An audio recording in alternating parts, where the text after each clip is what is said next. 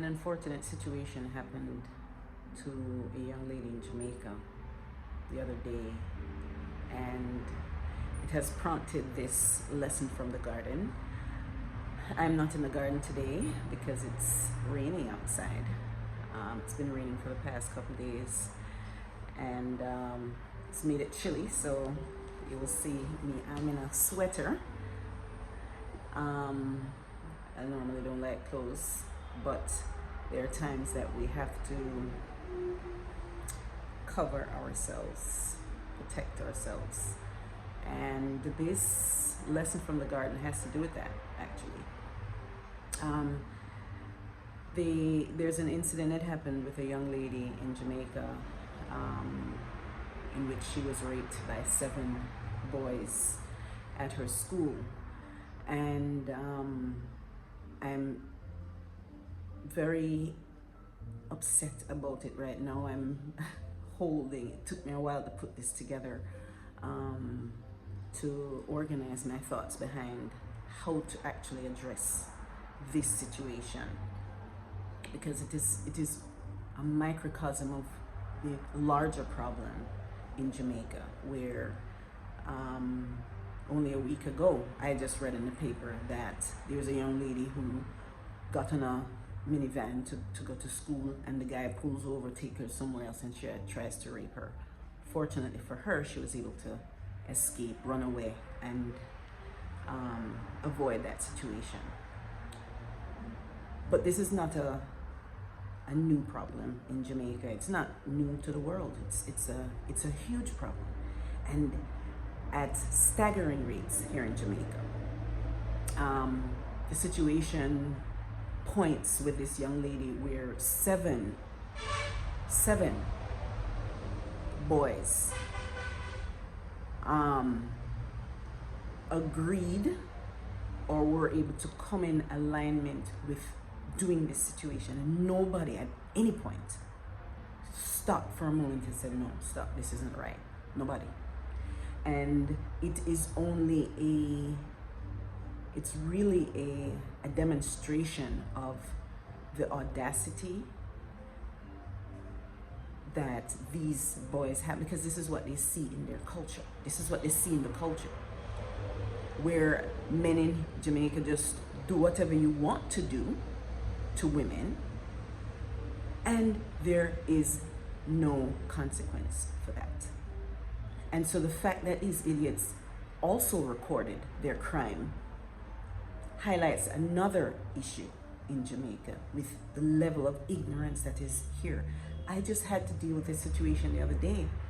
You see my beautiful banana plants that I'm always bragging about. The other day I go out there and this idiot is wielding his machete wildly, chopping away at my banana plant. And I'm like, what the hell is your problem? And he goes, this is his rationale. The leaves are over on his side of the fence. This is the reason he's doing it. I had no response to this. I didn't know how to respond to that level of ignorance. I didn't know how to respond to that level of ignorance. So you have an illiterate majority society. You have a group of men who have absolutely no use to the women here, and an ignorant health minister who's trying to encourage women to have babies. And I'm like, for who? You think women just want to have babies for anyone? You choose the men that you want because you want to have children that are going to be... Anyway, I'm not even going to get into that. The reason for this is because the idiot that is chopping down the banana plants, I stopped and I said, well, I didn't stop at the time. This came to me because at the time I wanted to cuss his ass out, to tell him to go suck a mother somewhere. But after days of meditation and holding this energy, it came to me that spirit just say, the leaves will grow back. The idiot is forever. So it doesn't make sense that I'm going to waste my time and energy to go and argue with this fool, right? There's a different way to deal with people like this. And so In the art of war, there are different methods in which we deal with situations that we encounter. If you have 7 men that are trying to rape you, you're not going to sit back and meditate on that. You have to take immediate action, right? And as far as I'm concerned, nobody should be able to walk away. If I'm walking away scarred, you're walking away scarred too. And what needs to happen is we need to do this. We need to start as women, start learning how to protect ourselves from these assholes, okay? We need to learn, we need to teach our daughters. We need to make sure that we know how to defend ourselves from these idiots. So for this fool here, it's time. Because you see, a sniper, when he is going to do what he needs to do, it takes time. He'll hold his position for a while until the right shot, until the right time to take a shot, right? And so I deal with this other fool another way. And there are different ways in which to deal with them. There are other times that you need to actually physically move and be able to defend yourself. And a lot of women don't know how to do that. And so that's what we need to do. So rather than, when my children, my daughters were growing up, my husband gave them an instruction that if any boy puts his hands on you, the only call he wants to get is a call from the principal asking him to replace the bricks in the wall, because no one has their right to put their hands on you and to violate your personal space, and we have a right to defend ourselves. Unfortunately, here in Jamaica, young lady, she recorded her situation where she goes to the police department to report it, and the guy asks her what she did to deserve it. This is the mentality we're dealing with here in Jamaica. So how, as women, do we defend ourselves or protect ourselves from that? We have to.